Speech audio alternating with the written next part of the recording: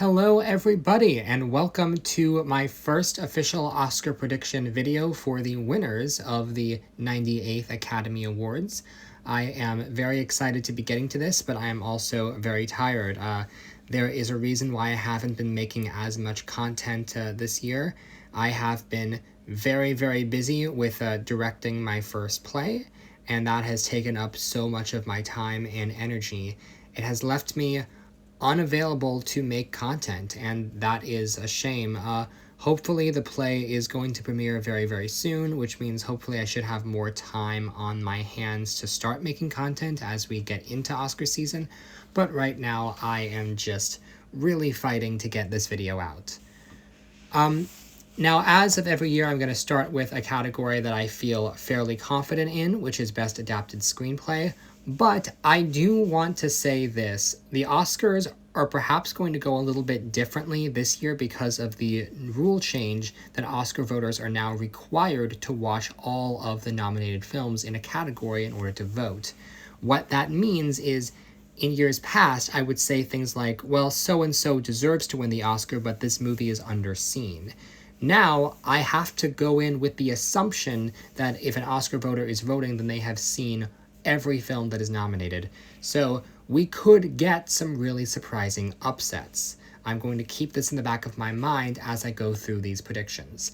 But adapted screenplay should not be too difficult because all of the nominees here are up for Best Picture, and I do think the frontrunner in this category has been set in stone for a long time now. So, without further ado, fifth most likely to win is Frankenstein. Screenplay by Guillermo del Toro based on the novel by Mary Shelley. So this adaptation has gotten some scrutiny. Some people have really praised it as an adaptation that Mary Shelley would have loved, and others have said it misses the point of the original novel. It's a bit of a divisive adaptation, which is why it is somewhat surprising that it got this nomination.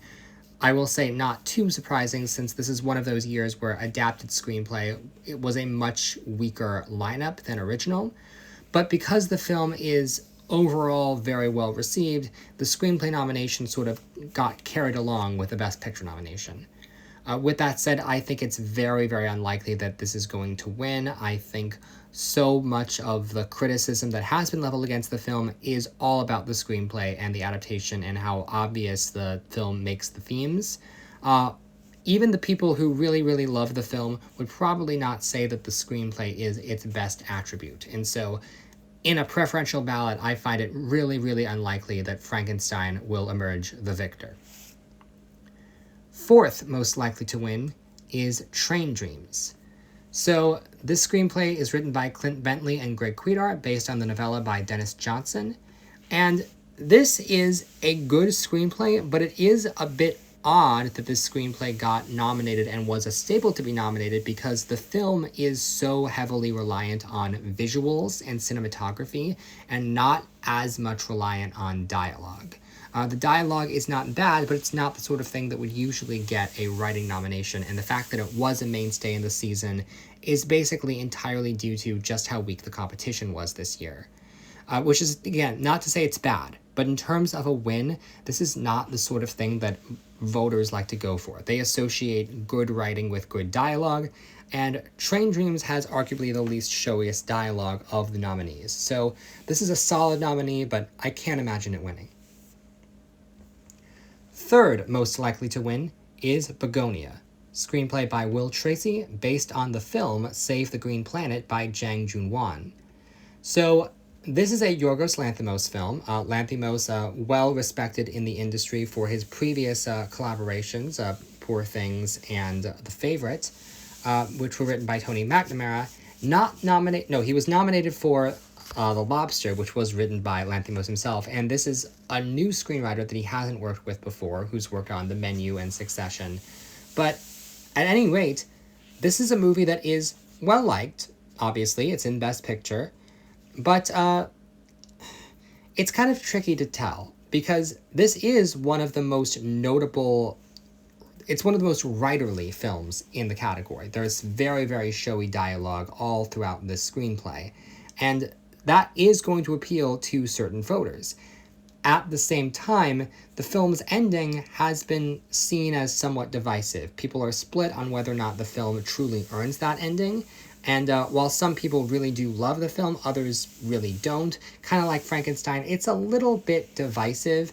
And so I think it would be really, really surprising to see this win. Maybe if the film was nominated in more categories, but it's only nominated in 4. And frankly, Begonia is the only of the Best Picture nominees that I think is unlikely to win any Oscar. So while this is a good screenplay, because the film could be considered divisive and because the screenplay hasn't exactly won a whole lot of precursors, I consider it very, very unlikely that this could win. Second most likely to win is Hamnet, written by Chloe Zhao and Maggie O'Farrell, based on the novel by Maggie O'Farrell.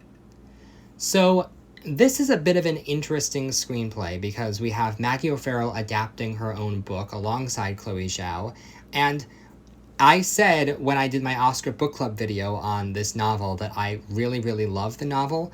The screenplay is one of those examples of what can happen sometimes with an author adapting their own work, in that there is a lot of stage direction that would never, you wouldn't be able to tell in the finished film, that works really great for a novel but doesn't work as well for a film, which is not to say this is a bad screenplay, but I do think that this story, personally, I believe, works much better as a book than it does as a film.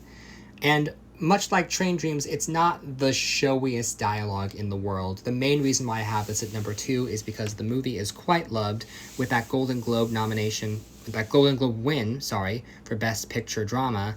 The film does seem to be in 3rd place for the Best Picture prize. And so it is going to win at least one category, I think, but I don't think screenplay is very likely. I think it is the de facto runner-up, but this is a category where only one screenplay has won at any of the precursors, and that is number 1 most likely to win, One Battle After Another. So this is a very, very showy script written by Paul Thomas Anderson, someone who is considered one of the most overdue filmmakers to have never won, and now he's headlining this amazing screenplay. It's already won Critics' Choice, it's already won the Golden Globe, and the Golden Globe only has one screenplay category. This seems to just be sweeping every single adapted screenplay precursor, and there's a reason. It is a really amazing screenplay. As someone who read that book also and did not enjoy the book at all, I think this is an improvement on the source material in every way, and it fixes some of the issues that I've had with some of Anderson's films in the past, with very likable characters and a very active plot. So this, I would be shocked to see this lose. As I said before, Anderson is so beloved in the industry. He's never won an Academy Award. Is the film going to win picture and director? Likely, but with Sinners getting as many nominations as it did, there is some speculation that Sinners could overtake it in picture or even possibly director. But no matter what happens on Oscar night, Paul Thomas Anderson is guaranteed to win one Oscar. This is the one category that One Battle is in that Sinners is not. And so I feel very, very confident that no matter what happens, this is one win that is definitely going to happen. Paul Thomas Anderson, you win your Oscar. So thank you very much for watching. I'm sorry that my energy is a bit low, but I'm recording this very, very late at night. Tune in tomorrow when I will be sharing my thoughts on the category of Best Original Screenplay. See you then.